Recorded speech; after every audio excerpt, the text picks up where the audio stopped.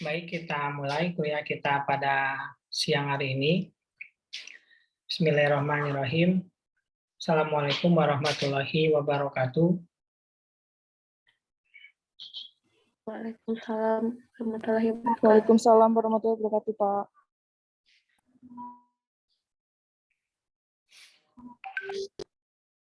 Hari ini pertemuan kita yang ke-9. Pertemuan yang ke-8 itu adalah UTS. Dan ketika saya cek, ternyata saya belum kasih ya nilai UTS-nya. Padahal perasaan saya udah diperiksa, ternyata belum diserahkan ke kalian. Nanti secepatnya bakal diperiksa ya. Pertemuan hari ini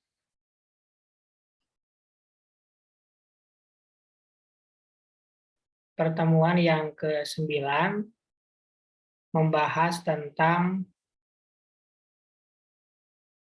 pemajakan, bentuk usaha tetap, atau bahasa lainnya adalah permanent establishment atau PE.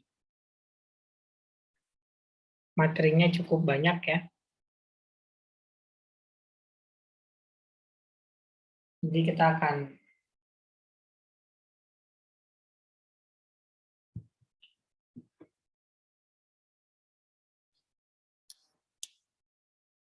bahas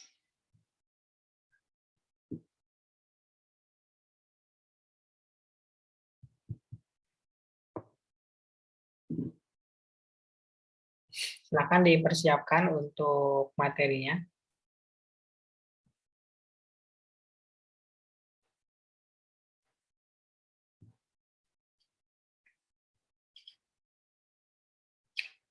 Kalau kelas ini kelihatannya nggak berubah ya wajahnya.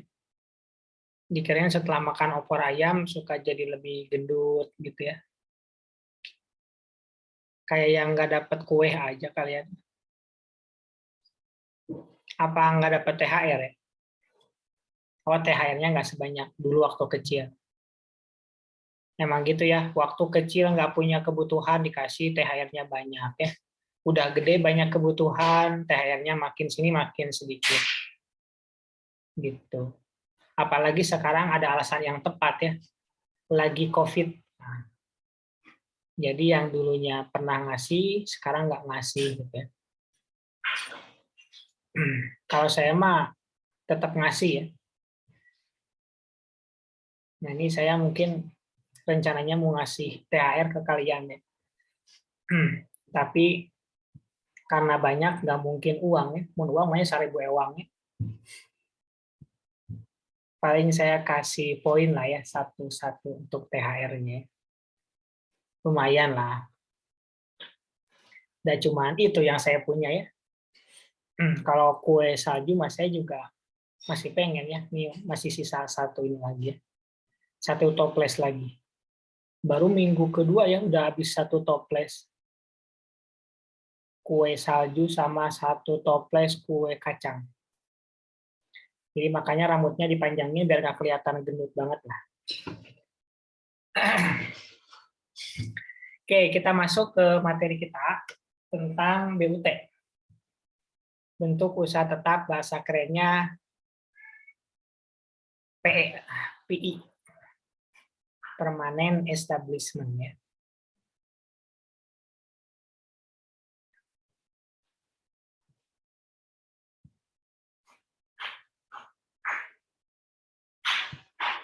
Sekarang tanggal 10. Kelas B.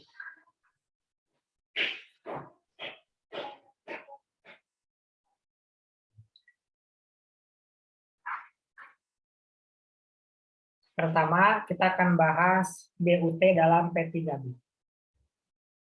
BUT dalam P3B itu dimulai dari pengertian BUT. Ini biasa ada di pasal 1 ya. di dalam P3B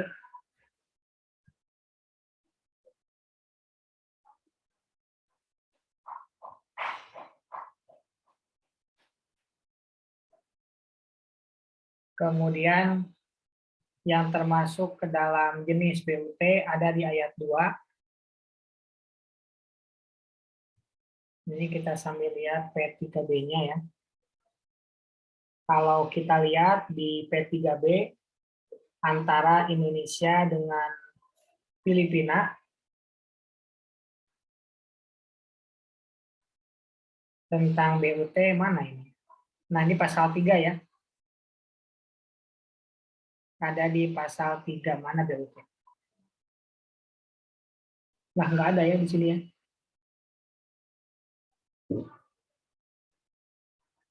Bentuk usaha tetap.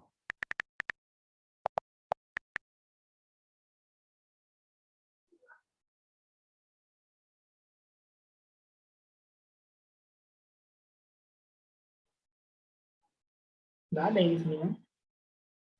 Sama Filipina nggak ada ya.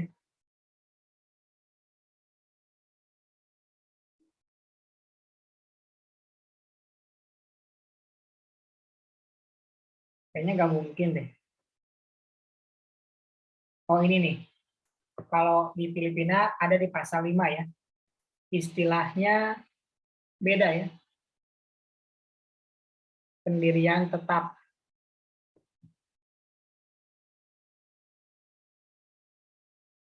Tahu dari mana pendirian tetap itu sama dengan BUT? Karena di sini ada jenis-jenis dari BUT. Nah, ini jenis-jenis yang termasuk ke dalam BUT. Ya. Jadi, kalau misalkan kita lihat perjanjian penghindaran pajak berganda antara Indonesia dengan Filipina adanya di pasal ke-5. Jadi, berbeda ya setiap negaranya.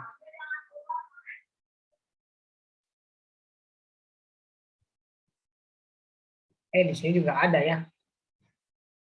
Diatur dalam pasal 5 ternyata. Saya lihatnya ayatnya ya. Berarti sama ya. Ada di pasal 5. Jadi ketika kita punya lawan transaksi BUT atau kita lagi mau membahas tentang BUT, kita tinggal buka di pasal 5 yang mengatur tentang BUT. Sekarang kita lihat pengertian bentuk usaha tetap. Kita bisa dapatkan di Undang-Undang PPH, di mana BUT itu digunakannya oleh orang pribadi. Tapi dia tidak berada di Indonesia. Kenapa tidak berada di Indonesia? Fauzi. Kenapa coba?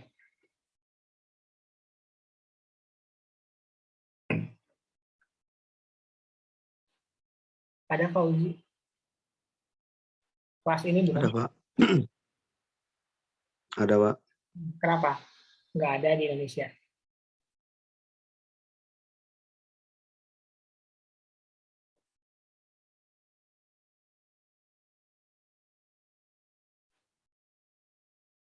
Jawabannya adalah karena dia bule ya. Oh, Iya dong. bule. Kan dia tidak bertempat tinggal di Indonesia, berarti dia itu bukan orang Indonesia. Makanya nggak bertempat tinggal di Indonesia. Berarti dia itu bule ya. Atau bahasa kerennya kemarin kita bahas ekspatriat. Jadi dia pengen punya usaha di Indonesia, tapi dia nggak bisa tinggal di Indonesia. Gitu.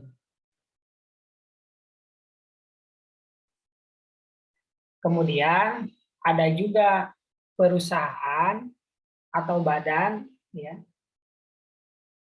yang sama niatnya ingin menjalankan usaha di Indonesia, ya, tetapi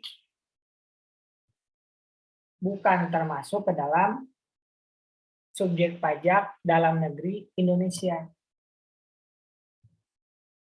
Jadi kenapa ada BUT? Ya, jawabannya adalah karena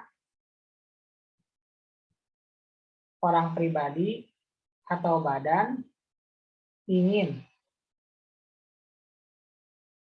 menjalankan usaha di Indonesia sebagai SPDN. Tulisan saya makin jelek ya, udah sebulan. Iya. Itu ya, kenapa ada BUT.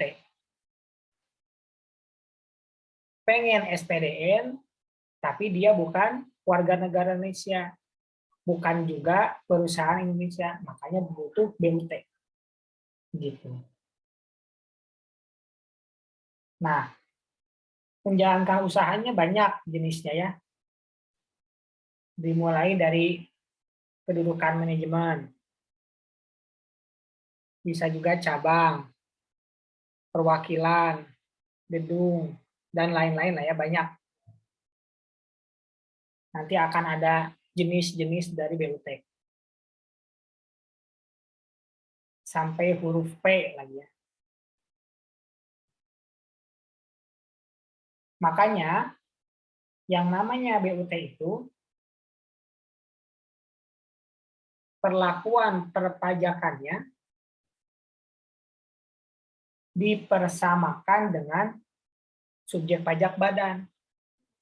Makanya kenapa di awal dikatakan ada bule nih atau ada perusahaan yang berasal dari luar negeri pengen usaha di Indonesia tapi pengen jadi SPDN, ada solusinya, yaitu jadi BUT. Begitu.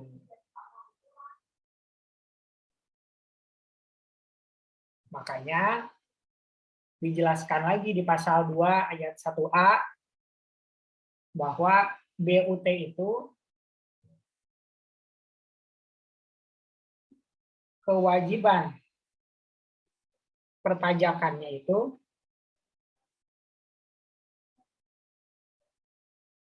sama dengan wajib pajak dalam negeri. Jadi kesimpulannya BUT sama dengan WPDN. Gitu. Gampang ya. Jadi kalau misalkan wajib pajak dalam negeri gimana? Ya berarti kewajibannya banyak. Contoh kewajiban wajib pajak dalam negeri apa? Lita. Kewajiban wajib pajak dalam negeri contohnya misalkan untuk menghitung, melaporkan dan juga membayar pajak yang terusan. Ya, salah satunya yang paling pertama itu mendaftarkan diri ya sebagai wajib pajak, yaitu NPWP. Pertama daftar dulu, baru nanti menghitung, baru membayar, terus melaporkan. Itu kewajiban-kewajiban wajib pajak dalam negeri. Gitu.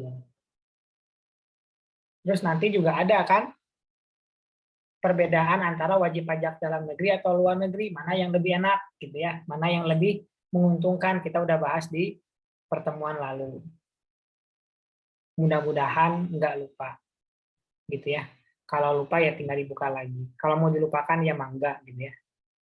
Ini pilihan saja. Nah, sekarang kita masuk jenis-jenis BUT. Ada 4 ya. Ada 4 jenis BUT. Yang pertama yaitu BUT aktiva atau BUT fisik.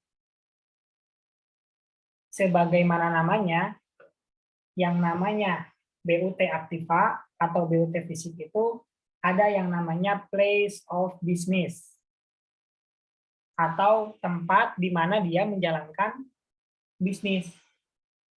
Bisa berupa tanah, kemudian gedung. Di dalam gedung itu biasanya ada mesin-mesin, peralatan, gudang, komputer, dan lain-lain. Baik itu dia miliki, dia kuasai, ataupun dia sewa. Yang jelas, dia punya satu tempat, yang tempat itu dijadikan tempat dia berbisnis, tempat dia mendapatkan uang. Kalau bahasa kaliannya mah, boga base camp gitu ya. Base camp-nya di kosan siapa, gitu misalkan. Nah, itu namanya BUT fisik.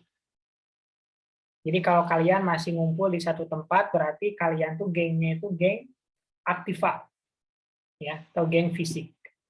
Karena punya place of nongkrong, tempat nongkrong. Kalau nongkrong di kafe kan, meskipun di Cimahi tergolong murah gitu ya, tapi mun 25.000 sapoe makan lumayan, gitu ya. Kecuali kalau kalian punya tempat dekat kampus, mamahnya baik, ada wifi, kemudian ada AC, kemudian makanannya unlimited, apalagi sekarang habis lebaran, gitu ya. Kuenya pasti masih lengkap, belum berubah isi ya. Jadi kongguan isinya masih tetap kongguan, masih belum berubah. Nah, itu kan enak gitu. Nah, itu BUT aktiva atau fisik. Jadi harus ada tempat yang bisa dilihat. Seperti itu. Termasuk juga kalau sekarang itu ada yang namanya kantor virtual. Tahu nggak sih kalian kantor virtual? Kantor virtual itu website yang dikelola oleh salah satu pihak yang itu nanti digunakan oleh banyak orang. Itu namanya kantor virtual. Seperti misalkan gini, kalian nggak bisa searching ya, kantor virtual itu banyak sekarang. Jadi orang-orang itu kalau nyewa tempat itu kan mahal. Misalkan mungkin nggak mungkin 5 juta per bulan ya. Bisa aja puluhan juta. Anggaplah 10 juta ke atas gitu per tahunnya atau per bulannya. Nah, karena itu dirasa mahal, karena kita juga nggak butuh-butuh juga kantor fisik, tapi dibutuhin. Nah, itu ada sekarang kantor virtual. Jadi satu tempat dipakai untuk banyak perusahaan. Bisa sampai 5 atau 10. Satu bulannya bahkan ada yang ratusan ribu. Dan itu diperbolehkan, kantor virtual itu. Gitu. Itu yang pertama, BUT aktiva. Yang kedua adalah BUT aktivitas. Kalau aktivitas itu kan artinya kegiatan. Jadi yang penting itu bukan ada atau tidaknya kantornya, tapi ada atau tidaknya aktivitas. Nah, yang termasuk ke dalam BUT jenis aktivitas ini, seperti contohnya di sini ada proyek konstruksi, proyek instalasi, atau proyek perakitan. Meskipun mereka nggak punya kantor, meskipun mereka nggak punya base camp, tapi mereka memberikan jasanya untuk misalkan membangun jalan tol, membangun jembatan. Syaratnya adalah ini, dilakukannya harus lebih dari 60 hari. Gitu ya. Ini namanya BUT aktivitas. Harus di atas 60 hari. Jadi kalau kalian berhubungan dengan seseorang ya di bawah 60 hari, berarti itu tidak dikatakan ada aktivitas. Gitu ya. Jadian tapi di bawah 60 hari secara pajak internasional itu bukan dikatakan sebuah hubungan. Karena tidak mencapai minimum. Gitu ya.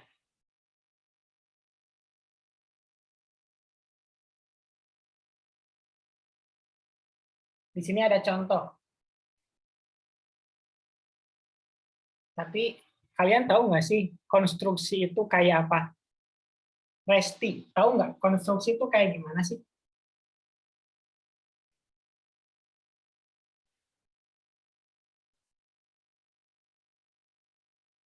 Ada Resti.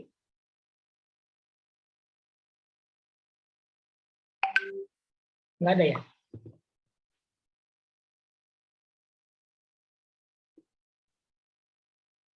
Resti nggak ada ya?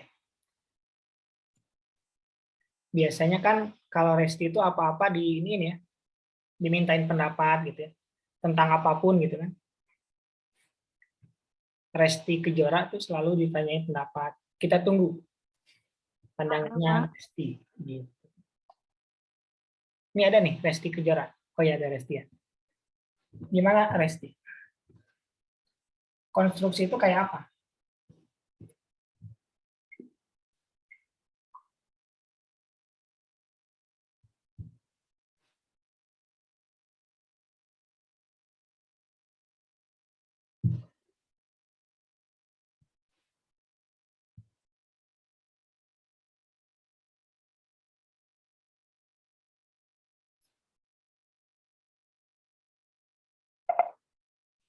Gimana Resti?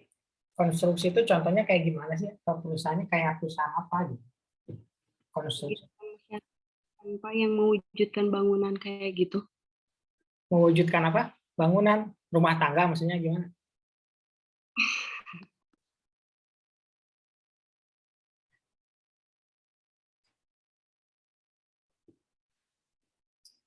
Mewujudkan apa? Mewujudkan impian.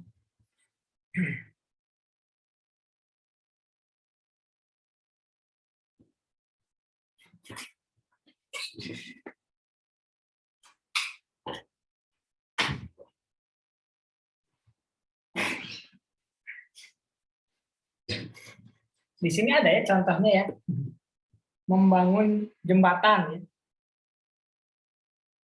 Jangan jauh-jauh ya, yang bikin Denyu Unjani itu kan perusahaan konstruksi.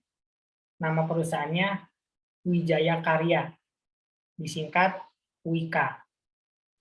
Kalau lucu WKWK gitu. Nah, ini kalau misalkan kalian yang ada yang deketin gitu ya, konstruksi itu ada dua kemungkinannya ya. Dia bisa kaya banget atau malah sebaliknya. Nih, tetangga-tetangga saya tuh kontraktor ya. Bukan seperti kalian, tukang kontrak, bukan. Itu namanya tukang kontrak, kontraktor juga sih ya. Ini kontraktor itu yang bekerja di perusahaan konstruksi. Biasanya uangnya banyak. Biasanya ya, rata-rata. Kalau dosen, ya tergantung ya. Nah, di sini ada perusahaan AALTD yang bergerak di jasa konstruksi mendapatkan proyek pembangunan jembatan yang ada di Palembang. Pekerjaannya selama 7 bulan. Kemudian, apakah atau bagaimana pemajakan atas proyek pembangunan jembatan itu? Maka, sebagaimana di pasal 5 kan tadi ya, tentang BUT ya, pasal 5 itu. Tax treaty antara Indonesia dengan Belanda,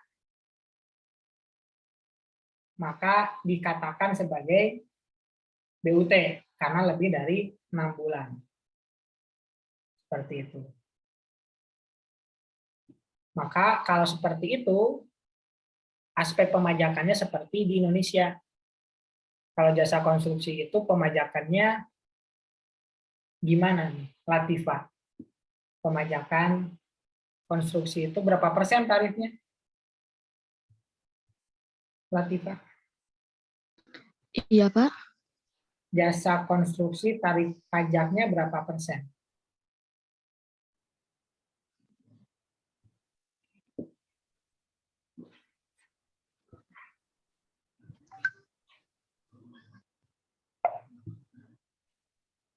Hmm? 4%. 4%. Kalau 4%, bukan, Pak? ada banyak ya tarifnya ya, tergantung kualifikasi usahanya. Ada berapa aja? 4%. Coba. Eka, ada berapa persen lagi, Eka? Ada yang 3%, Pak. Kalau apa 3%?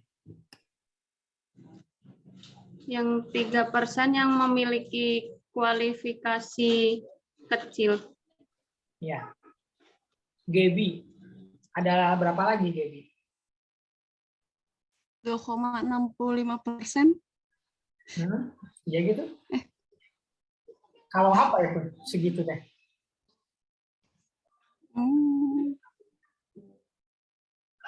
Seingat saya sih nggak ada koma-komaan ya. Nggak tahu kalau udah berubah nih.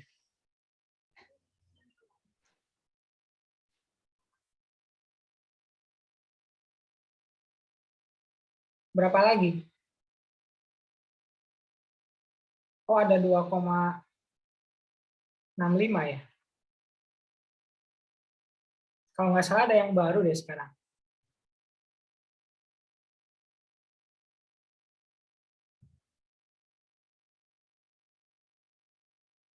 Ada 5 ya klasifikasinya ya. Berdasarkan klasifikasinya ada 5. Ini yang baru keluar itu tadi berapa persen? 4. Ada yang baru ya di peraturan pemerintah nomor 9 tahun 2022. Ini untuk konstruksi ada yang baru. Klasifikasinya ada 5. Untuk tarifnya ada di pasal 3 ayat ke-1 ya. Jadi yang baru itu di PP nomor berapa? 9 ya. Tahun 2022.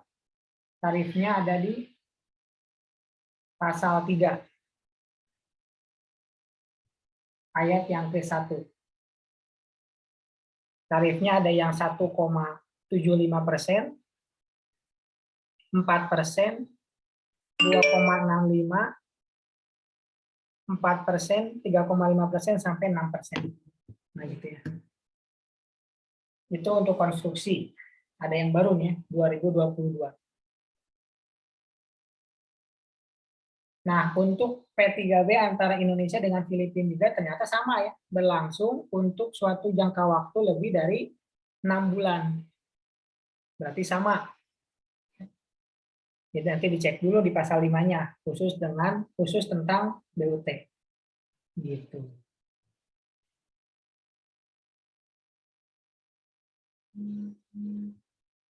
Ada yang mau ditanyakan? Itu BUT jenis yang kedua, yaitu BUT aktivitas. Yang ketiga, BUT keagenan.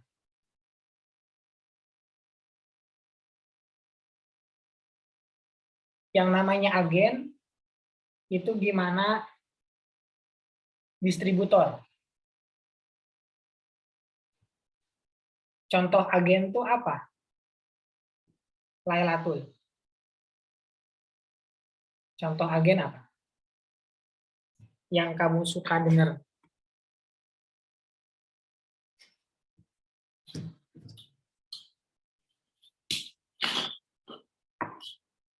Ada?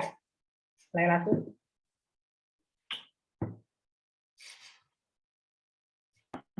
Ada, Pak. Bentar. Yang sering kamu dengar agen apa?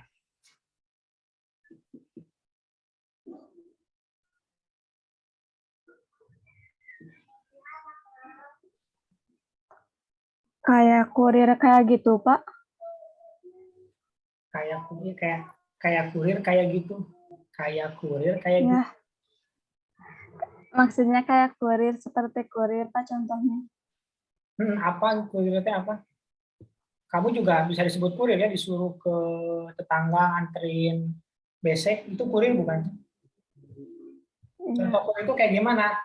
Nama kurirnya apa? Kan kita juga sama-sama orang Indonesia ya, kayaknya bakal tahu juga gitu. Eh, kayak agen gas LPG, Pak. Oh gas teh kurir ya? Atau beda lagi nih contohnya? Agen gas. Apa agen FBI yang kamu tahu? Yang paling sering sih dengarnya agen gas, Pak. Gimana tuh agen gas?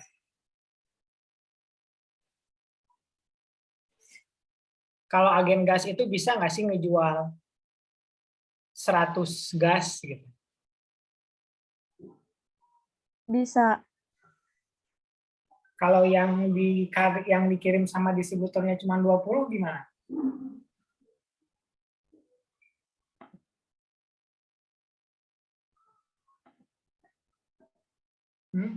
Sama aja mungkin, Pak.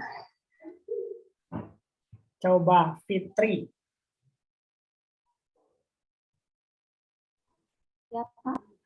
Gimana? Kita masih ngomong tentang agen.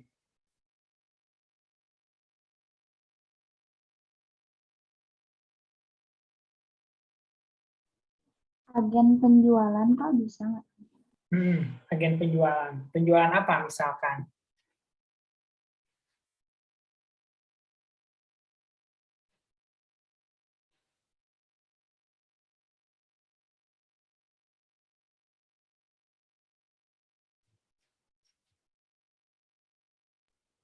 Kayak pulsa gitu, Pak. Bedanya sama penjual umum apa ya agennya?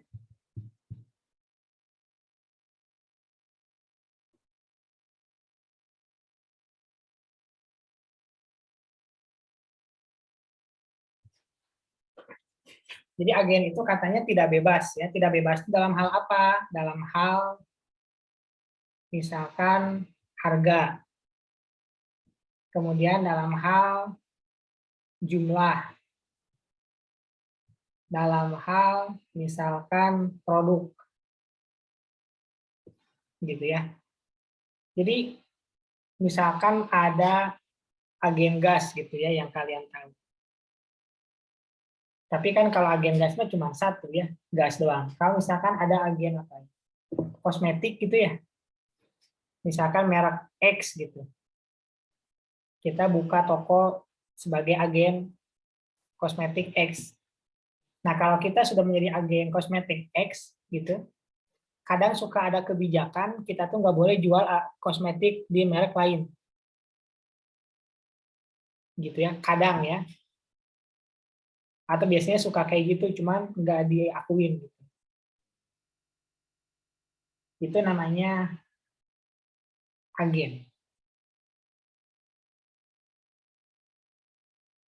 Tapi agen itu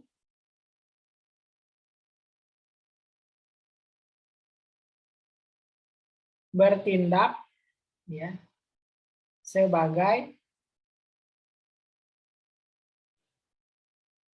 orang lain.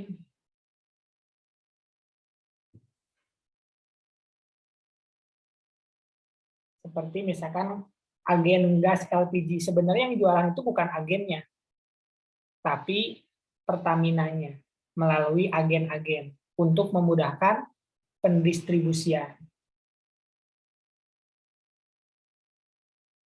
Itu ya manfaat agen. Harusnya yang namanya agen itu tidak bisa menentukan harga sendiri, harusnya. Beda sama reseller. Kalau reseller itu boleh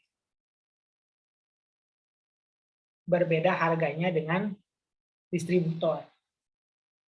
Jadi praktek-praktek bisnis itu ada beberapa tipe. yang kadang hampir mirip dan bahkan juga kadang suka tidak sesuai dengan teori. Katanya reseller, tapi kita nggak boleh naikin harga sesuai yang kita inginkan. Ada yang kayak gitu, ya kan?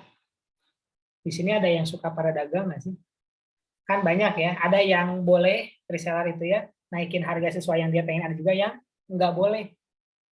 Ada yang kayak gitu. Atau bilangnya agen, tapi harganya terserah kita. Ada yang kayak gitu. Unik ya. Jadi makanya kita kadang susah ngebedain ini agen, reseller, atau apa. Gitu. Cuman kita ngomongin agen aja ya. Kalau yang namanya agen itu harusnya harganya itu tidak boleh berubah. Harus sama sesuai dengan yang ditentukan. Tapi boleh pakai harga agen. Jadi harga agen itu tidak selalu sama dengan harga pusat gitu loh ya. Kayak gitu. Ini contohnya. Ada ABC Holding. Malaysia dia punya. Kemudian dia pakai agen untuk menjual di Indonesia. Nama agennya perusahaan PT MOP.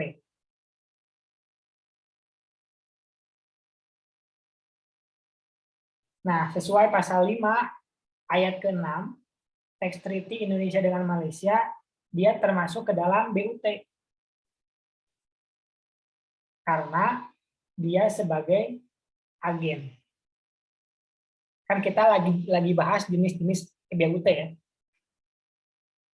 Sekarang yang ketiga tadi BUT keagenan. Jadi yang seperti ini pun termasuk ke dalam BUT. Begitu kesimpulannya. Itu yang ketiga. Yang keempat, BUT asuransi. Udah pernah tahu dong ya asuransi. Fani.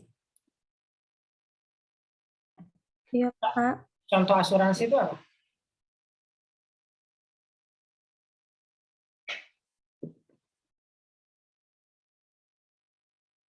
Contoh asuransi di Indonesia gitu. Yang kamu tahu.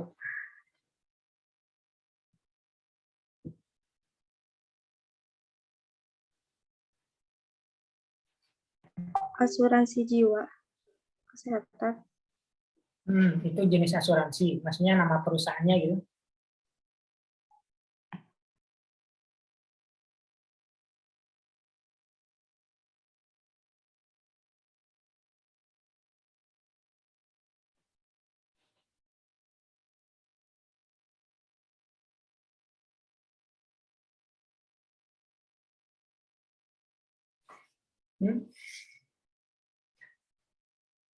Pernah dengar nggak perusahaan asuransi apa gitu yang kamu tahu?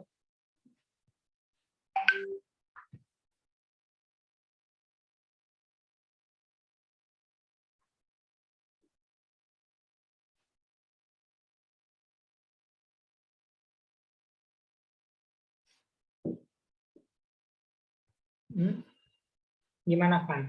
Nih. Perusahaan ya, Pak.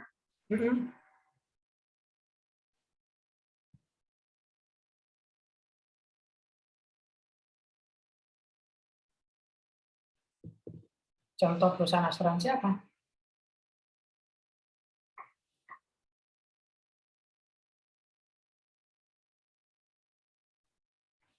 BPJS. BPJS. Itu yang negeri ya, yang negara. Kalau yang swasta, Nina apa? Ada Nina? Ya, Pak. Contohnya apa kalau yang swasta?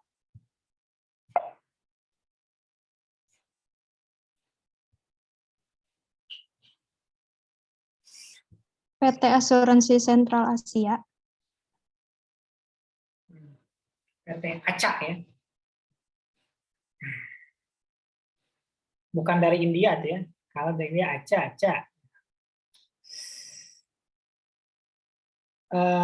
PT Asuransi Sentral Asia. Asuransinya apa aja ya di sana ya?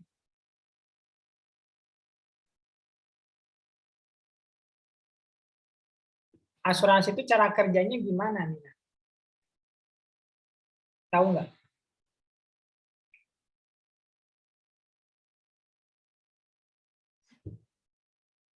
Hmm?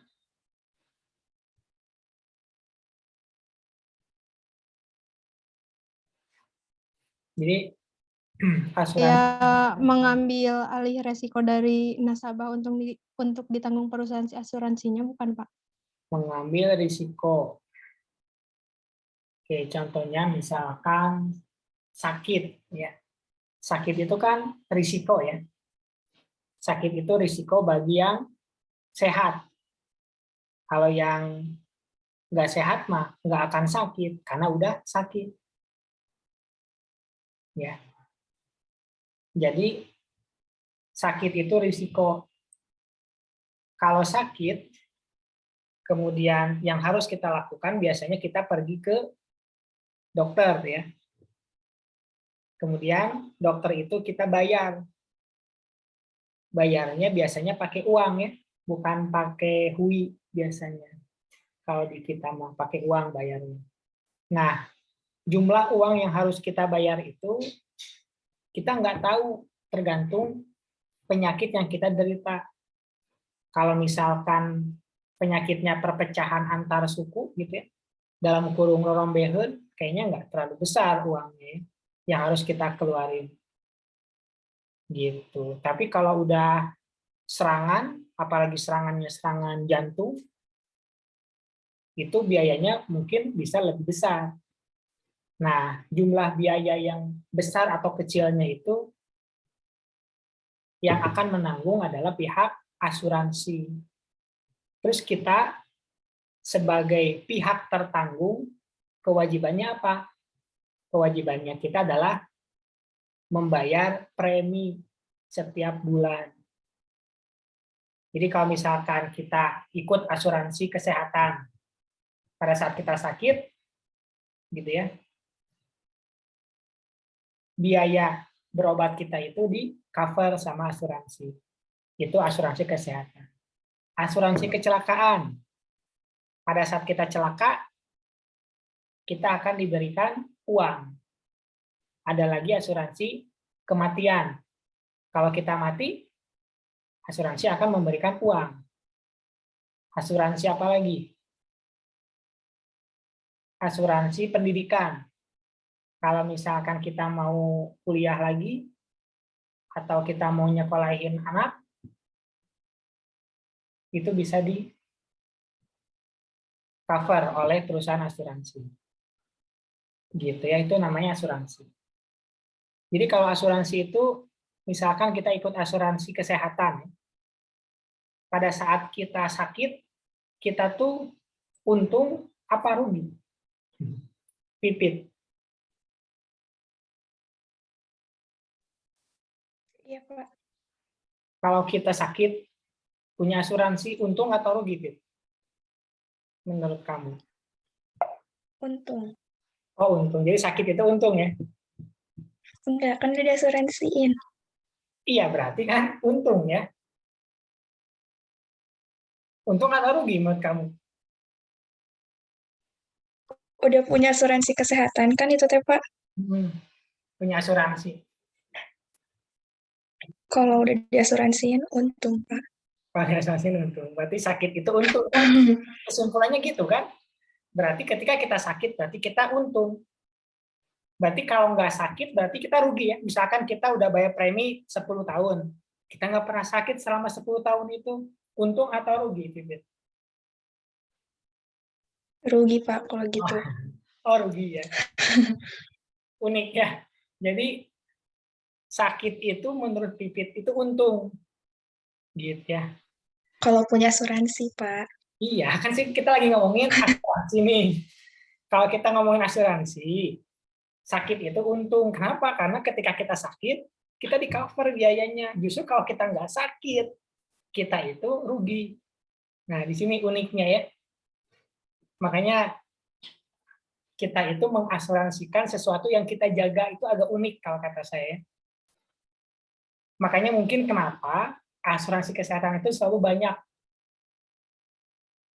Karena orang-orang itu menjaga kan kesehatan. Gitu ya, sama kayak asuransi kecelakaan gitu. Kalau kita celaka, itu untung atau rugi? Ini kita sempat tanya Cynthia. Iya, Pak. Kecelakaan nih, Cynthia. Untung atau rugi? Kita punya asuransi kecelakaan. Untung. Untung ya. Jadi celaka itu untung ya. Iya dong. Kesimpulannya kan gitu ya. Logikanya kan gitu. Nah ini anehnya gitu ya. Makanya kalau saya nih ya, ini nggak memaksa pemikiran juga ya. Kalau saya tuh lebih baik tuh mencadangkan biaya force major dibandingkan ikut asuransi. Kenapa? Karena asuransi itu pihak asuransi mah udah pasti dapat duitnya, bener nggak? Kalau kita belum pasti dapat manfaatnya, itu kan artinya sama kayak judi, gitu ya. Kan kalau judi itu kita taruhan nih, bisa menang, bisa kalah. Sama asuransi juga, kita simpan taruhan kita di premi, ya kan? Kita simpan taruhan kita di premi, ketika kita bisa klaim asuransi itu berarti kita untung. Padahal kita sebenarnya tidak untung. Gitu kan? Nah, itu ya pemikiran saya. Kalau saya ikut BPJS ya, ikut ya. Karena kan wajib BPJS naik. Bagi pemberi kerja, jadi dari kampus emang selalu dikasih. Tapi selain itu, saya nggak ikut asuransi. Karena hitung-hitungannya itu kayak gitu. Terus gimana dong kalau nanti sakit berat gitu ya? Ya kalau sakit berat emang itu risiko. Tapi kan yang namanya ujian mah ya, pasti kita sudah bisa melaluinya. Kan kita nggak mungkin hilang motor kalau nggak punya motor. Gitu. Mungkin nggak sih kita hilang pesawat? Nggak mungkin, dah saya emang nggak punya pesawat. Jadi orang yang bakal hilang pesawat itu yang punya pesawat. Jadi ketika kalian dapat soal UTS atau UAS yang susah, dapatnya ke kalian berarti kalian itu mampu. Gitu kan? Coba aja kalian dikasih soal UAS pajak internasional UI. Kan nggak dikasih yang soal UI kan? Udah tahu kalian emang nggak mampu. Makanya UTS-nya UTS Unjani. Gitu. Jadi sudah pasti gitu ya. Jadi jangan merasa diri tidak mampu. Kayak gitu sih. Malum ya, 1 bulan kan tiap hari dikasih ceramahnya Ramadan nih, jadi agak beda pemikirannya. Nah, jadi asuransi itu, kalau misalkan BUT asuransi, yang pertama dikatakan BUT asuransi kalau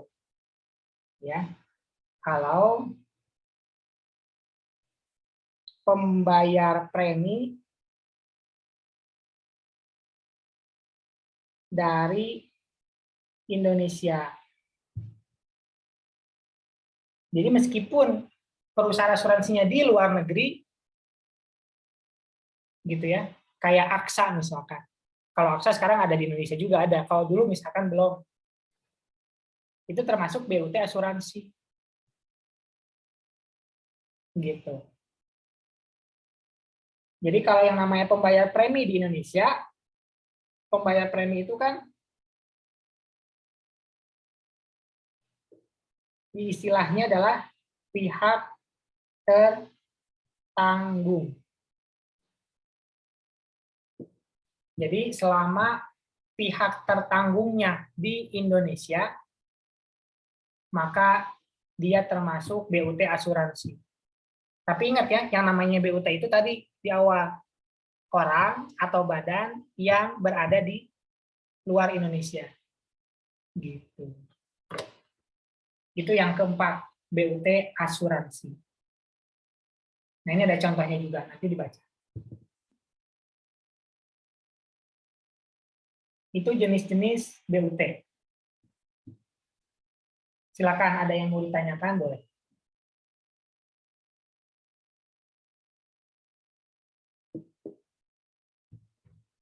Bapak izin bertanya.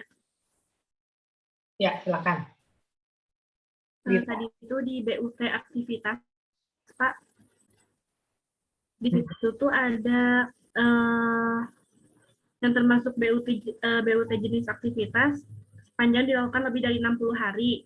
Terus di bawahnya lagi yang ada tax treaty antara Indonesia Belanda itu tuh lebih dari 6 bulan. Nah, kalau itu tuh tiap negaranya beda, Pak. Terus kalau misalkan tiap negara beda, yang 60 hari itu ketentuan untuk apanya, Pak? Oke. Kalau tadi secara umum katanya dilakukan lebih dari 60 hari. Ternyata di Tax Treaty Indonesia-Belanda bilangnya bukan 60 hari, tapi 6 bulan. Gitu ya. Pertanyaannya, apakah berbeda-beda? Jawabannya iya.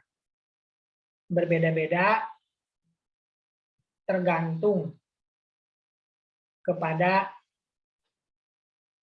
negaranya masing-masing menyetujuinya bagaimana. Pertanyaan keduanya, terus yang 6 bulan itu apa? Gitu ya. Yang 6 bulan itu batas minimal. Dikatakan BUT aktivitas atau bukan. Gitu. Jadi misalkan kalau Indonesia Belanda 6 bulan, berarti kalau 5 bulan berarti nggak dikatakan BUT aktivitas, berarti dia diakui sebagai wajib pajak luar negeri. Gitu. Begitu, Lita. Kalau yang ketentuan 60 hari itu apa, Pak? 60 hari itu salah satu P3B. Salah satu P3B. Kalau Indonesia Filipina berapa hari tadi ya? 60 hari apa 6 bulan ya?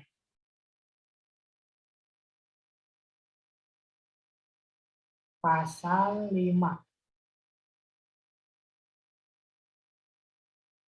6 bulan ya. 6 bulan. Jadi ada P3B yang mengatakan 60 hari. Ada juga yang 6 bulan. Jadi salah satu P3B yang 60 hari itu. Begitu. Oke, terima kasih, Pak.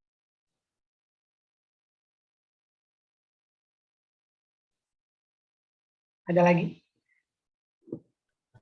Bapak, saya izin tanya.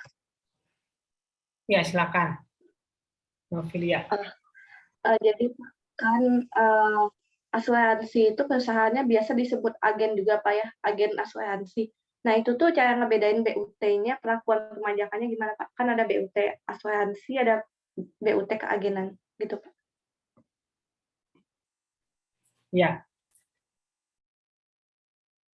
Cara membedakannya, bayarnya ke siapa?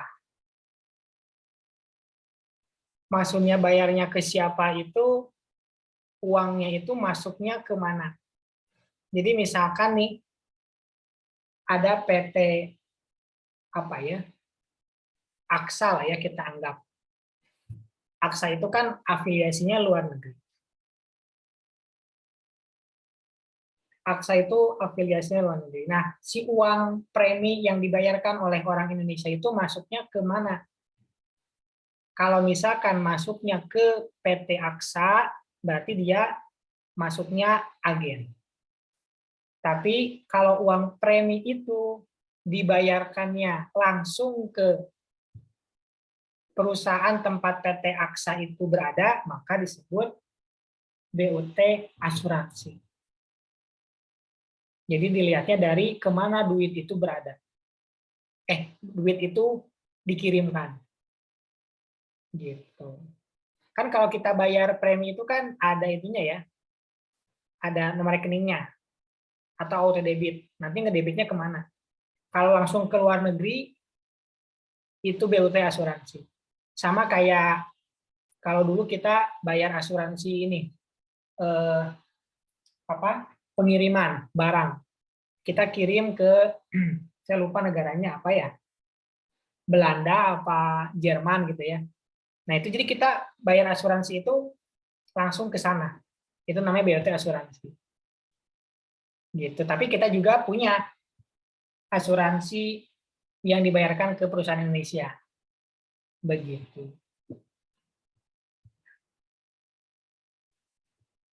Jadi memang asal mula ya, sejarah kenapa ada asuransi itu karena dulu terjadi perdagangan internasional, kemudian banyak kejadian yang dipesan itu atau yang datang itu berbeda dengan yang dipesan. Berbeda sama yang dipesan.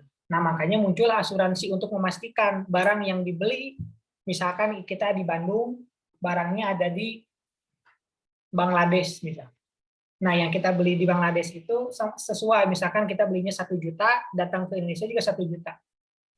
Gitu. Terus alasan yang keduanya itu suka rusak, bahkan hilang di tengah jalan.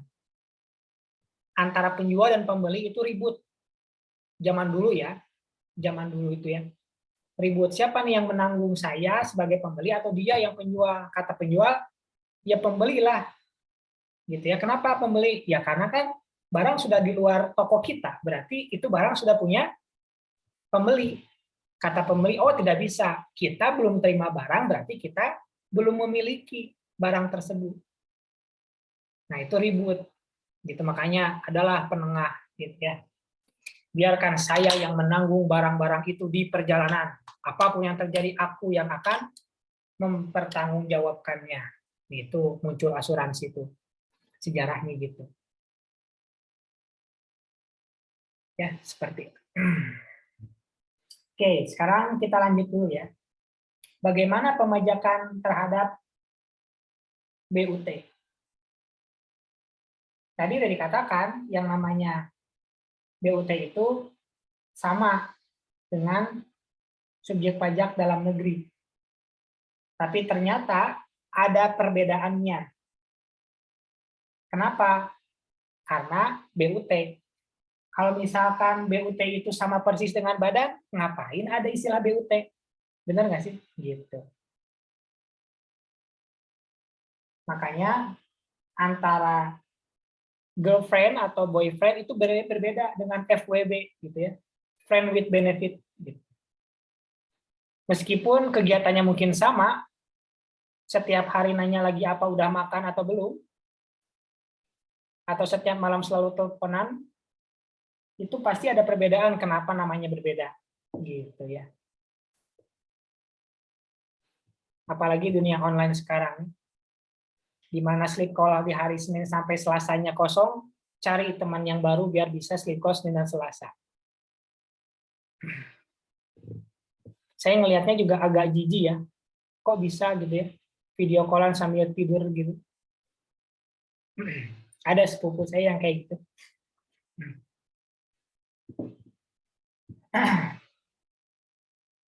Bedanya apa? Kalau BUT, objeknya itu ada 3 jenis. Pertama, attribution income.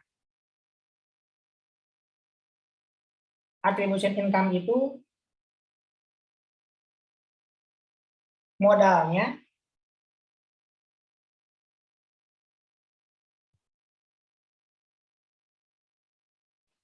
dimiliki semua oleh BUT.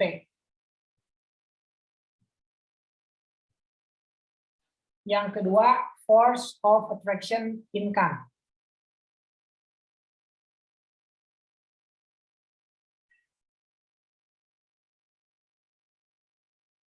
Kalau ini modalnya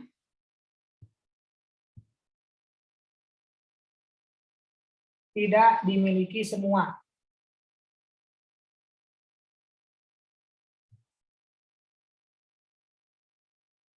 Tidak dimiliki semua. Jadi dimiliki oleh kantor pusatnya yang ada di negara asalnya. Sebagian kayak gitu.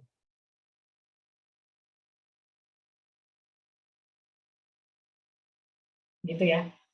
Jadi kan kalau kita bikin BUT itu, kita nyimpan modal di BUT misalkan 1 miliar, nah BUT tersebut ngolah 1 miliar itu sampai akhirnya dapat laba. Tapi ada juga yang ngasih 1 miliar, tapi si kantor pusat itu kirim lagi nih. Misalkan ada transaksi 10 miliar. Nah, daripada dilepasin, mending dibantuin. Beda nih sama kita tambahin lagi 9 miliar. Nah, itu force of attraction income. Gitu.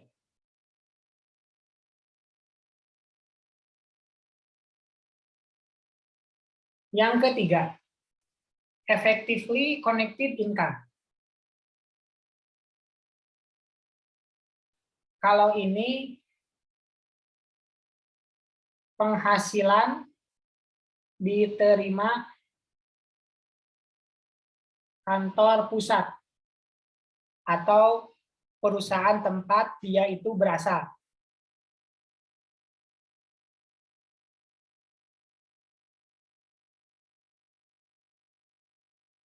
Contohnya seperti royalti. Misalkan Google, misalkan ya.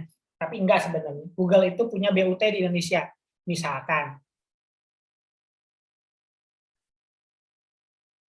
Nanti Google itu dapat penghasilan, misalkan dari iklan dan lain sebagainya, yang berasal dari Indonesia. Tapi transaksinya itu bukan dengan BUT-nya di Indonesia, tapi langsung dengan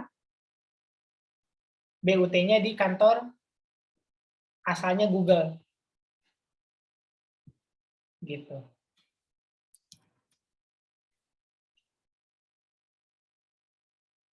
Google itu kan adanya di California, Amerika, gitu ya. Kalau nggak salah, Maya. Kalau nggak salah berarti benar. Nah, ternyata yang punya jualan itu Google-nya Amerika, bukan Google-nya Indonesia. Maka, meskipun yang mendapatkannya adalah Google Amerika, maka dia akan dikenain pajaknya di Indonesia. Tapi pasal 26. Berarti kalau pasal 26 dia itu bukan BUT dong, tapi wajib pajak luar negeri. Jawabannya memang hampir seperti itu, tapi kan wajib pajak dalam negeri juga ada PPh 26-nya kalau dia mempekerjakan orang luar negeri. Gitu. Jadi di sini hampir tidak bisa dibedakan ketika penghasilan itu masuknya bukan ke BUT Indonesia, tapi langsung ke perusahaan negara asalnya. Jadi itu 3 objeknya. Bedanya apa sama perusahaan dalam negeri? Nah, kalau perusahaan dalam negeri itu kan pasti duitnya itu berasal dari orang Indonesia. Kalaupun berasal dari luar negeri, kan masuk ke dalam sahamnya Indonesia. Gitu maksudnya. Bedanya di sana aja ternyata. Kan kalau perusahaan Indonesia itu dapat penghasilannya pasti modalnya dari Indonesia atau dari luar Indonesia, tapi diinvestasikan berbentuk saham kepemilikannya kan. Gitu. Kalau BUT mah bisa langsung ke sana, bisa di sini, pakai uang semuanya yang di sini, atau sebagiannya yang di sini. Begitu ya. Mudah-mudahan sih pahamnya. Kalau nggak paham, sayangnya bukan urusan dosen kayaknya gitu ya. Gitu enaknya dosen teh, kalau nggak ngerti, salahnya ada di mahasiswa biasanya. Kan kita mah memberikan pengajaran ya, bukan pendidikan. Kalau pendidikan kalian harus ngerti. Tapi saya juga berusaha maksimal biar kalian paham sih ya. Tanggung jawabnya gitu. Ya, itu namanya penghasilan yang dijadikan objek pajak terhadap BUT. Begitu ya. Jadi objeknya itu modal BUT yang pertama, yang kedua modal sebagian BUT, yang ketiga penghasilan kepada kantor pusat. Itu objek BUT. Kalau objek WP badan di Indonesia, ya, itu cuma yang berasal dari modal WP badan.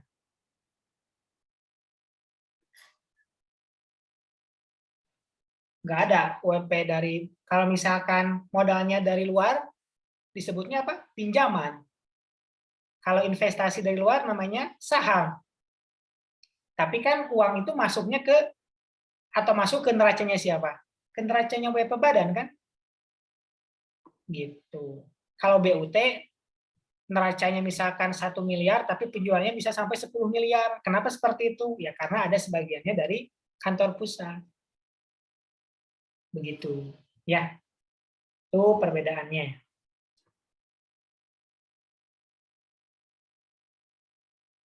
Nah, sekarang pengurang penghasilan.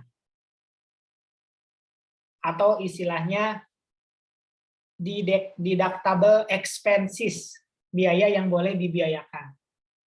Kalau ini mah sama ya.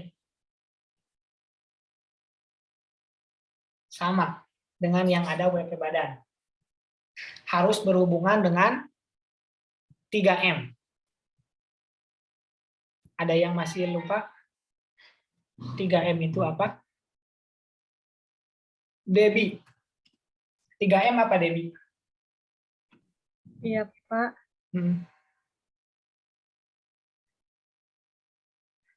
Apa 3M?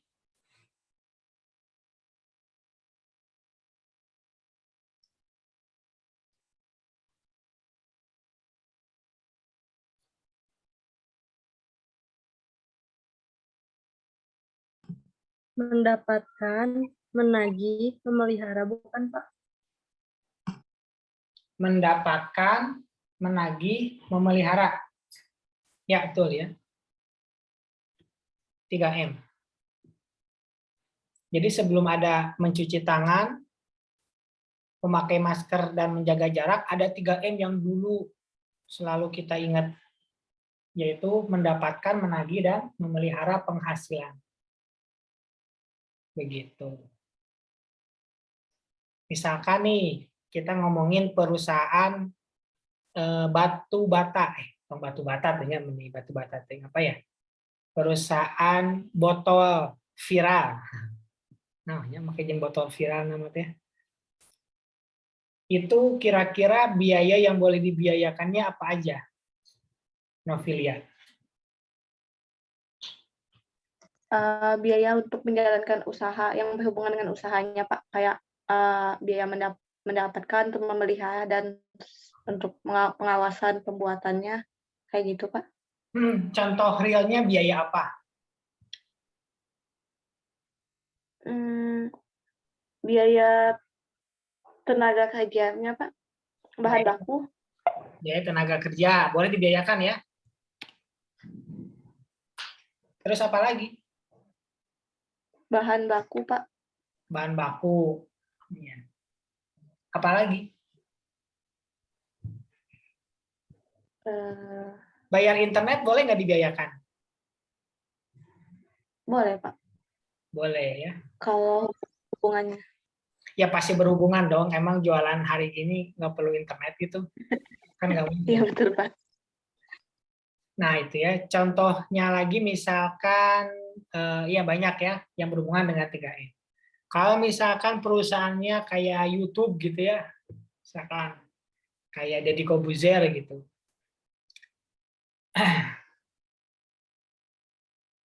Contoh biayanya apa nih yang boleh dibiayakan oleh Deddy Corbuzier itu? Rizky coba.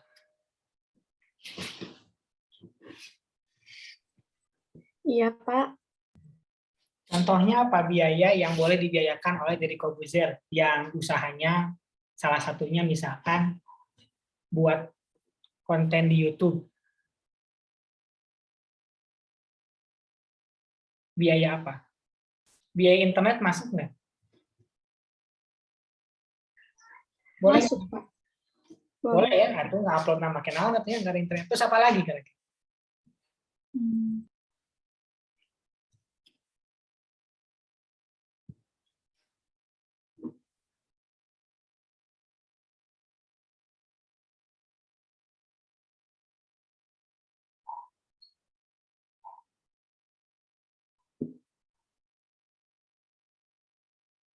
Apa lagi?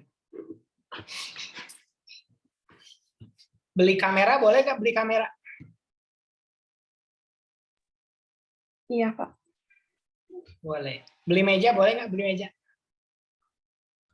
Boleh. Oke. Beli cilok boleh nggak beli cilok? Boleh. Tergantung ya, ciloknya buat siapa. Kalau ciloknya buat seluruh karyawan boleh dibiayakan. Kalau bukan, itu nggak boleh. Gitu. Termasuk juga biaya men-take down gitu ya. Yang gitu ya. Kalian tahu nggak sih? Nggak tahu juga, mungkin tahu pasti ya. Saya juga lihat judulnya juga gelo ya. Imanya Nokia diobrolin gitu ya. Saya udah not interested di media sosial, dia munculin gitu ya. Tapi udah di take down sekarang ya. Jadi kalau kalian cari nanti udah nggak ada ya. Dari covernya aja udah gelo ya ngeliat. Kayak bisa diajab kumaha. Ya nggak tahu ya, mungkin di antara kalian juga ada yang pro juga, nggak apa-apa sih. Itu kan pilihan. Beberapa teman saya juga salah satu pelaku juga ya. Tapi pihak ceweknya bukan cowok. Ya gimana ya. Tapi nggak usah dikampanyekan juga gitu maksud saya sih. Karena kan psikologi sendiri bilang itu penyimpangan. Bukan saya yang bilang, tapi psikolog juga bilang itu penyimpangan. Karena kita pun nggak pernah lihat ya hewan sesama jenis melakukannya. Hewan aja nggak ada. Masa manusia ada gitu ya. Suka unik aja gitu. Langsung searching gerak kalian. Ya, entong. Kita lanjut. Kalau BUT ada bedanya. Biaya yang boleh dibiayakan. Ada tambahannya. Di sini ada 3 tambahannya ya. Selain yang 3M tadi. 3M tadi itu apa ya? Mendapatkan. Kadang saya suka mikir 3M itu jadi karena mencuci tangan wae, jadi suka pabaliut gitu. Kan terlalu terngiang-ngiang ya selama 2 tahun ini.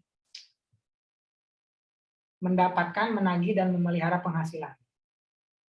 Mendapatkan, menagih, memelihara. Ya, itu ya 3M ya. Mendapatkan, menagih, memelihara. Selain 3M itu ada lagi tambahan. Yang pertama, penghasilan kantor pusat. Berarti yang kalau modalnya itu berasal dari sebagiannya dari kantor pusat atau bukan, berarti itu pasti gitu ya.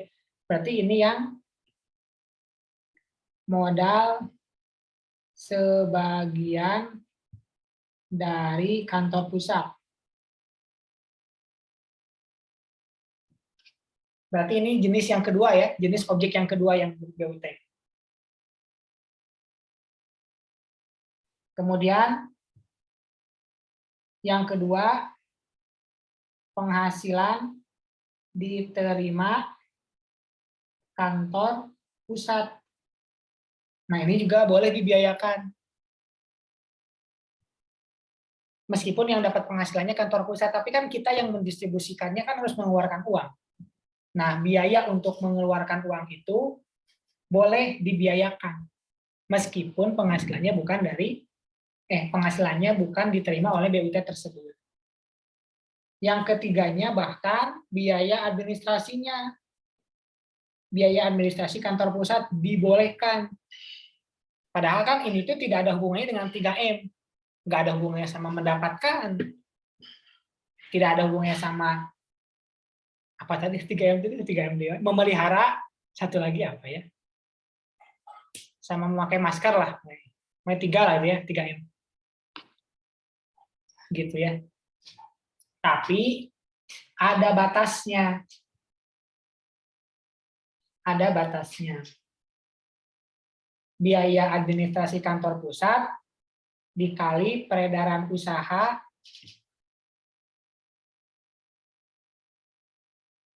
dibagi lagi peredaran usaha di seluruh dunia.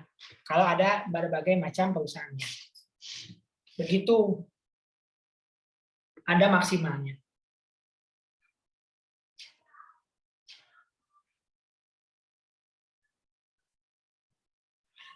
Kemudian ada juga biaya yang tidak boleh dibebankan. Istilahnya apa? Undeductible expenses, yang tidak boleh dibiayakan. Sama sebenarnya dengan yang Indonesia. Misalkan perusahaan jaket yang tidak boleh dibiayakan, apa contohnya? Ani.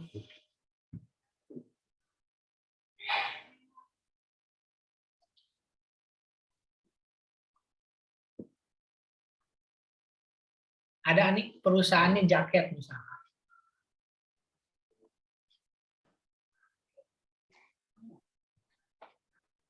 Biaya pribadi, Pak. Biaya pribadi itu apa? Contohnya? Misalnya ngambil uang perusahaan buat kebutuhan makan dia sendiri gitu. Ya, betul. Apalagi?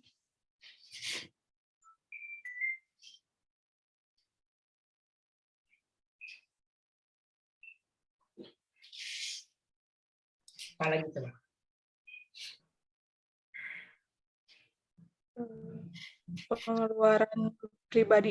Pengeluaran pribadinya, terus sanksi administrasi. Iya.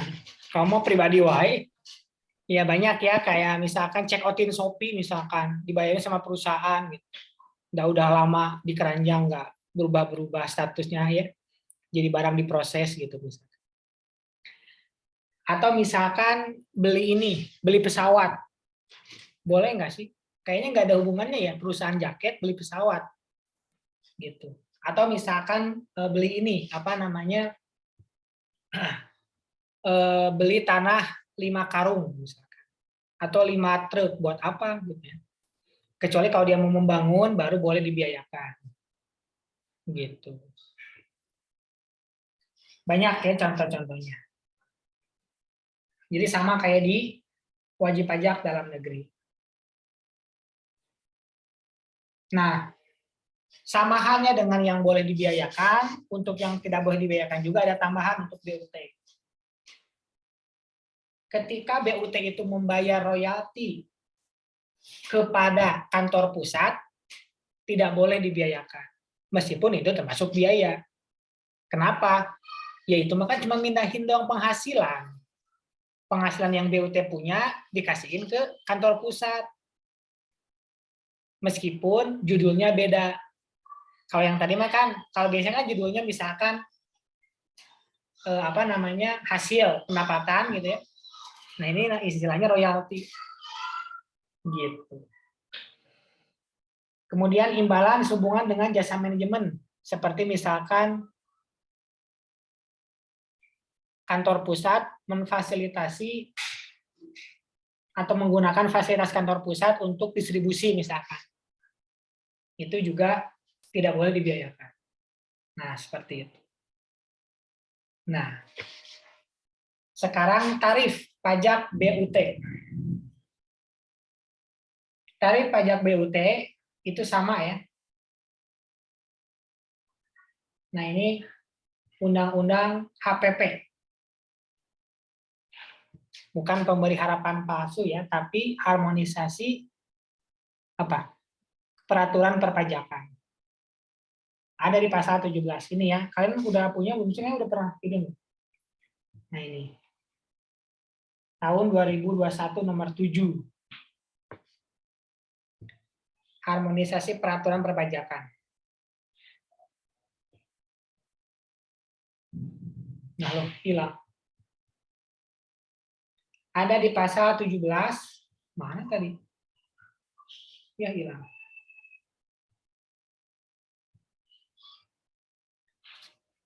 13, 12.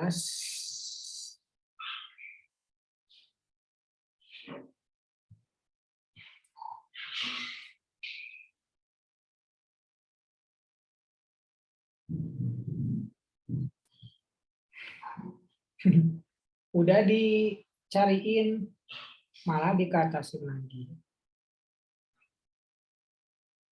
Kok langsung 20?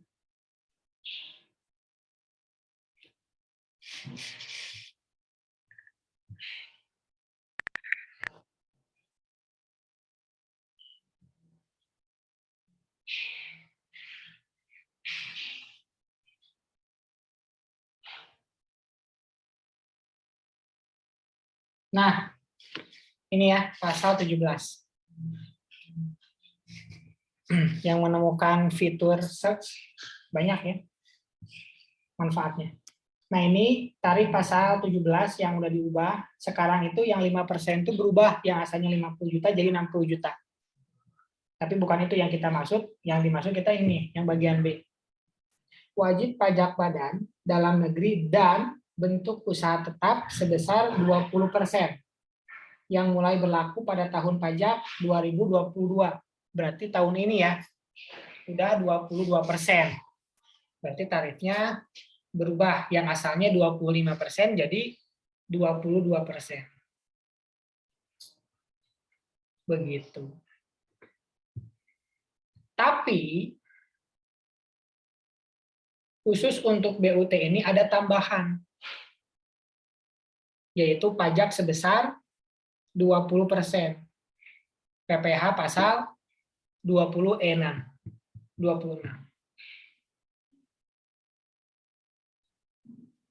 Gitu. Kecuali kalau penghasilan yang diterima di Indonesia itu ditanamkan kembali di Indonesia, maka nggak usah bayar PPh pasal 26 kalau ditanamkan kembali di Indonesia. Tapi ada syarat dan ketentuan berlaku. Ini yang 4 ini. Begitu.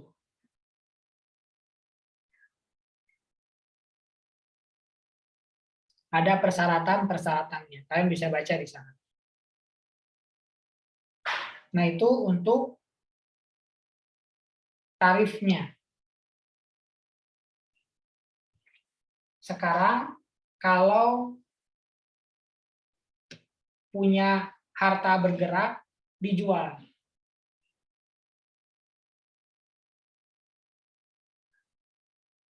Ada 2 kemungkinannya.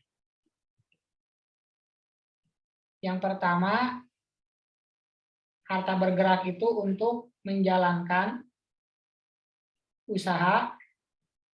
Yang kedua, yang tidak digunakan menjalankan usaha. Ngomong-ngomong, contohnya apa ya?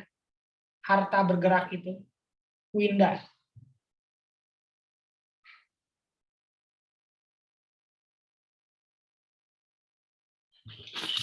Ada Winda? Kayak Contohnya apa? harta bergerak itu kayak deposito, giro, tabungan gitu kan Pak?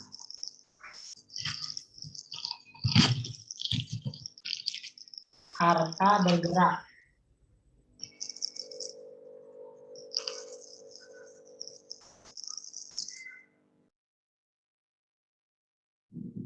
Contohnya apa tadi? Tabungan, deposito, giro.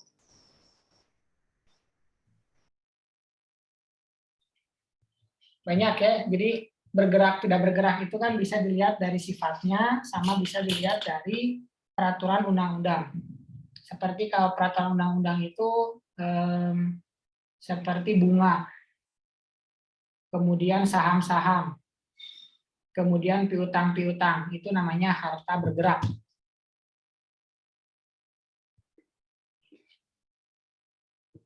Nah, ada 2 kemungkinannya. Kalau harta bergerak itu digunakan untuk menjalankan usaha, maka dipajaki kalau menjalankan. Kalau tidak menjalankan usaha berarti tidak dipajaki.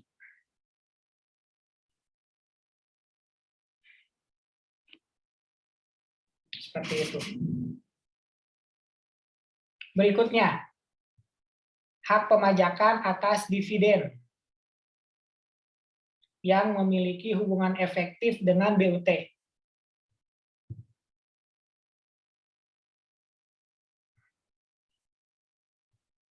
Di sini, dividen itu dianggap sebagai laba usaha. Jadi BUT punya penghasilan berasal dari dividen. Tapi dividen itu dividen perusahaan yang memiliki hubungan efektif. Misalkan dividen yang dimiliki oleh PT ABC, misalkan, dia punya saham PT ABC Corporation. Karena dianggap sebagai laba, maka dia dipajaki. Seperti itu. Kan harusnya itu dividen itu jadinya final ya. Tapi karena ini BUT dan memiliki hubungan efektif, maka dikenakan sebagai laba usaha perusahaan.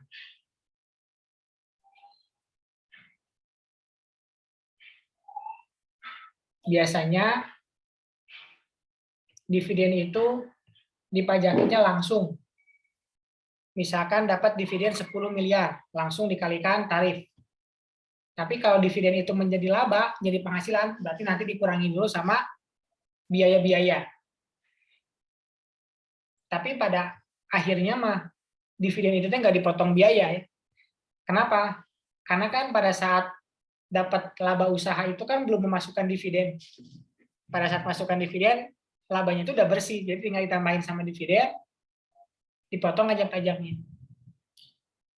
Atau bahasa kasarnya mah tarifnya lebih besar gitu ya. Karena kalau dividen itu kan tarifnya paling besar kan saya lihat di P3B maksimal 10% ya. Atau ada yang 15% di P3B antar Indonesia dengan negara mana gitu ya. Tapi kalau misalkan pakai PPh badan, tarifnya 22%. Gitu. Jadi Indonesia pintar. Pengen memajaki pajak yang lebih besar. Emang rada ngahulang tarik nih bagian ini ya. Lumayan ya.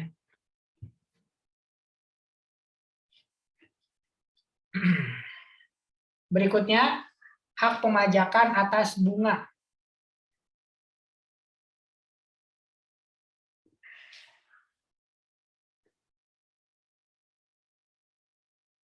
Ada beberapa kemungkinan yang bunga.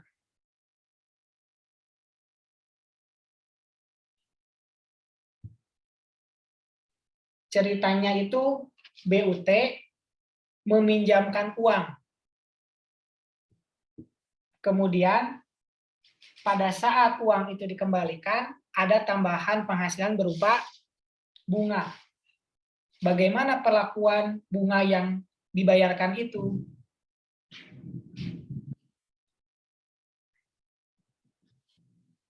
Jadi dilihatnya dari siapa pembayarnya.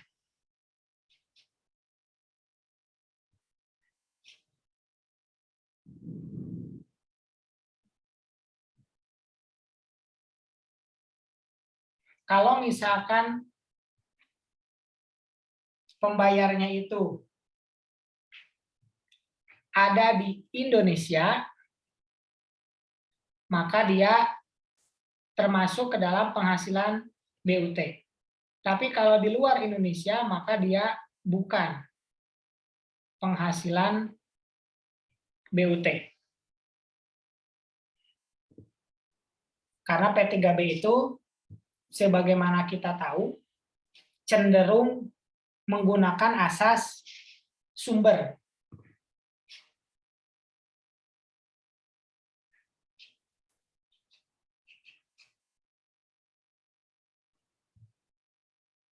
Seperti itu. Sekarang kantor perwakilan dagang asing atau RO, Representative Office.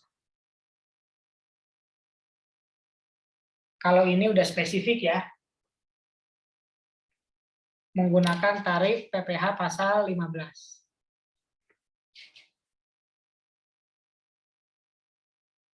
Ini agak spesifik, yang tarifnya nanti dibaca sendiri aja. Untuk yang PPh pasal 15 ini. Karena kita juga, kalau nggak salah kita nggak belajar PPh pasal 15 ya, waktu pajak 1. Kita akan bahas PPh pasal 15 itu di pajak tahun ini. Nah, tahun ini kita akan bahas PPh pasal 15. Kalau dulu waktu pajak 2, seingat saya sih kalian nggak dapat angkatan ini. Angkatan kalian, angkatan yang sekarang dapat. Gitu. Terus kalau perusahaannya pelayaran dan penerbangan luar negeri, ini juga sama ya. Agak spesifik dan jarang terjadi.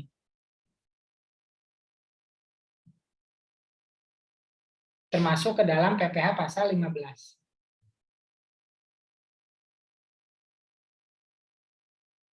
Nah itu ya, yang PPh pasal 15 kita agak skip, karena kalian tidak mendapatkan materi tentang itu sebelumnya. Jangankan materi yang sebelumnya ya, materi yang belum pernah diajarin di pajak 2, materi yang sudah diajarin di pajak 2 aja, lupa. Gitu. Jadi nggak usah nambah-nambah beban mahasiswa gitu, maksud saya gitu.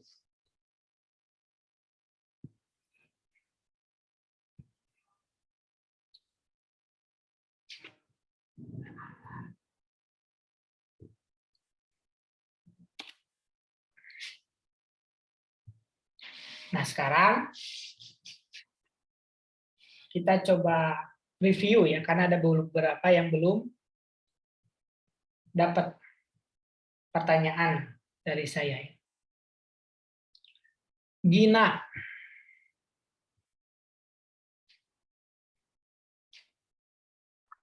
Iya, Pak.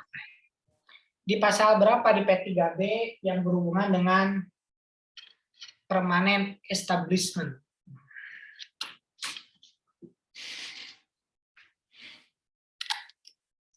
Pasal 5 ayat 2, Pak. Pasal 5 ya, betul. Pasal 5 ayatnya mah banyak ya, dari ayat 1 sampai terakhir. Bahasa kerennya BUT permanent establishment. Jadi kalau pajak internasional itu kadang ya, kita tuh bingungnya sama istilahnya. Kadang istilahnya itu berubah-berubah, sama istilahnya suka pakai bahasa asing. Makanya saya ikutan seminar pajak internasional itu kadang liar ku istilah. Gitu. Padahal kalau misalkan di Indonesiain, oh iya, misalkan apa permanent establishment ya? Permanent establishment itu kan BUT, oh BUT, baru aja tahu gitu, nyambung gitu. Makanya butuh kemampuan bahasa Inggris yang bagus. Tapi ngelihat orang-orang di kelas ini mah di rumah pakai bahasa Inggris ya. Jadi nggak masalah kayaknya. Lanjut pertanyaan berikutnya. Aulia. Iya, Pak. Kenapa ada BUT?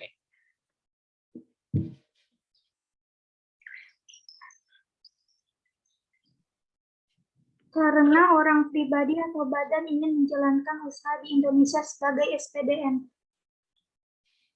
Sebagai SPDN. Oke, betul ya. Putri. Iya, Pak. Apa enaknya jadi SPDN dibandingkan SPLN?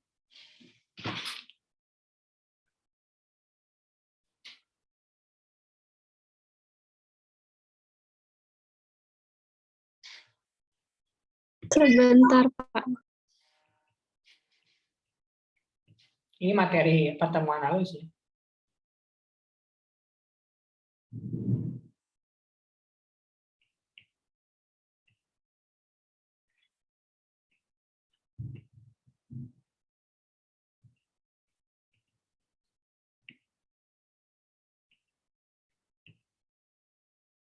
Hmm? Tarifnya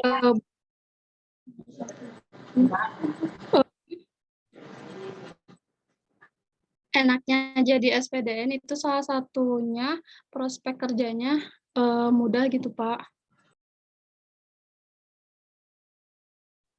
Oke, coba Nadila. Enaknya SPDN itu karena kan dia bekerjanya di dalam negeri ya Pak. Jadi pajak yang dikenakannya itu di dalam negeri dan tidak adanya kayak double pajak itu Pak yang tertera di P3B. Oke. Sebenarnya di pertemuan lalu kita udah bahas ya. Dimulai dari tarifnya itu lebih kecil. Masih ada lindungan dari P3. Ya.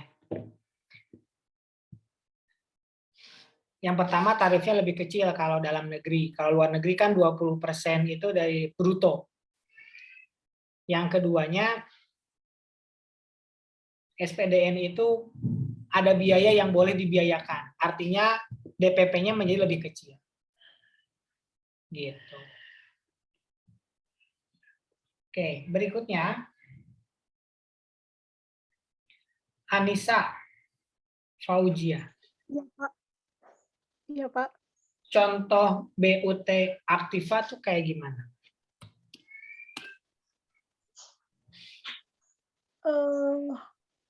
Berupa tanah, gedung,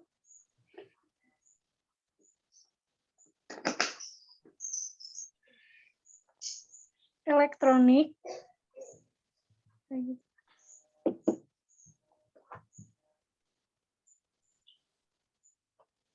Maksudnya gimana? Perusahaan. Contohnya gimana? Contoh BUT Aktiva seperti gedung, tanah,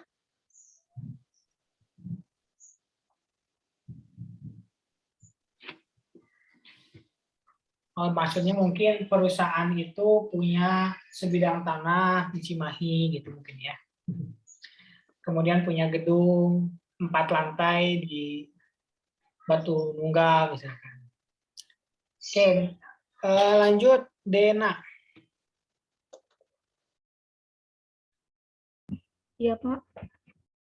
Contoh BUT aktivitas gimana?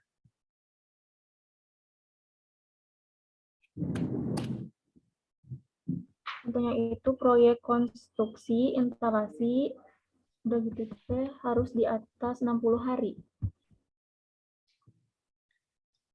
60 hari itu kalau sama negara mana? Filipina. 60 hari gitu sama Filipina, yakin? 60 hari apa 6 purnama?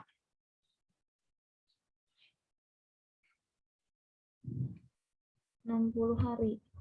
Dalam jangka waktu 12 bulan. Bukan. Yang benar itu 6 bulan ya, bukan 60 hari. 60 hari mah dia nggak ngabarin gitu.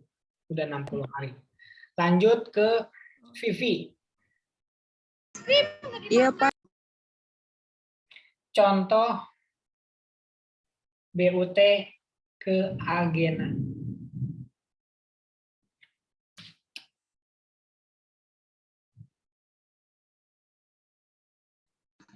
Contohnya asuransi, Pak. Gimana? Engkau BUT keagenan tapi asuransi kumaha itu?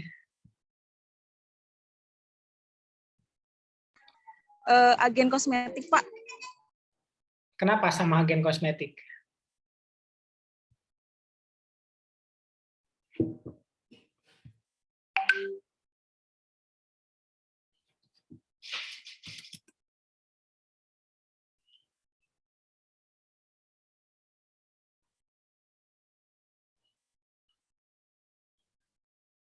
Kenapa sama agen kosmetik?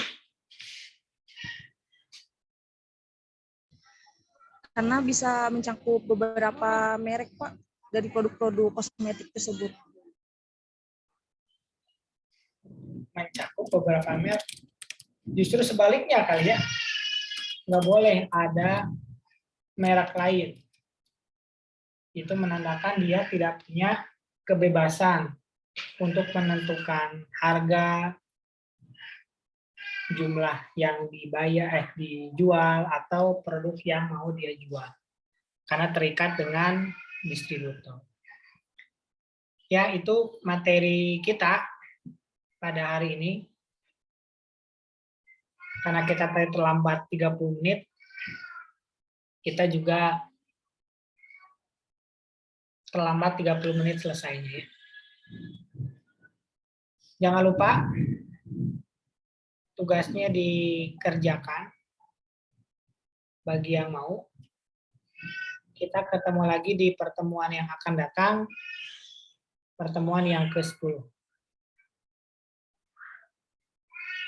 Jika ada pertanyaan nanti ditanyakan di pertemuan yang akan datang. Ya.